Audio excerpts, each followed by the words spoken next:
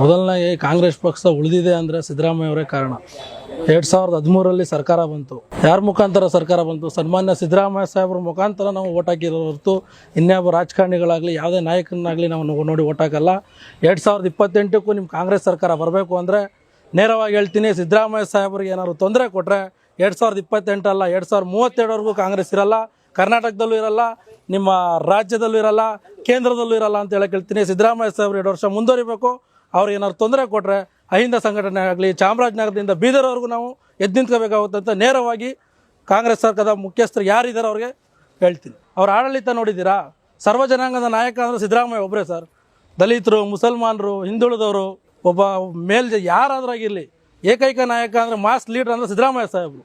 ಆ ಲೀಡ್ರನ್ನ ಇನ್ನೊಬ್ಬ ಬಂದು ಅವ್ರ ಮುಂದೆ ಸರಿಸಮವಾಗಿ ನಿಂತ್ಕೊಳ್ಳೋಕ್ಕೂ ಸಾಧ್ಯ ಇಲ್ಲ. ಹಾಗೆ ಇವತ್ತು ಏನು ನಡೀತಾ ಇದೆ ಅಲ್ಪಸಂಖ್ಯಾತರ ಚರ್ಚೆಯಲ್ಲಿ, ಅಲ್ಪಸಂಖ್ಯಾತರ ನಾಯಕರು ಅವರು ಇವರು ಅಂತಾರೆ. ನಿಜವಾದ ಅಲ್ಪಸಂಖ್ಯಾತರ ನಾಯಕ ಯಾರಾದ್ರು ಅಂದರೆ ಅದು ಸನ್ಮಾನ್ಯ ಸಿದ್ದರಾಮಯ್ಯ ಸಾಹೇಬರು ಅಂತ ಹೇಳೋಕ್ಕೆ ಎದೆತಟ್ಟಿ ಹೇಳ್ತೀನಿ ನಾನು. ಅಂಥ ನಾಯಕನ ನೀವು ಕೆಣಕಿದ್ರೆ 2028ಅಲ್ಲಿ ನಿಮ್ಮ ಕತೆ ಏನಾಗುತ್ತೆ ಅನ್ನೋದನ್ನು ಮುಟ್ಟು ನೋಡ್ಕೋಬೇಕಾಗುತ್ತೆ ಅಂತ ಹೇಳ್ತೀನಿ.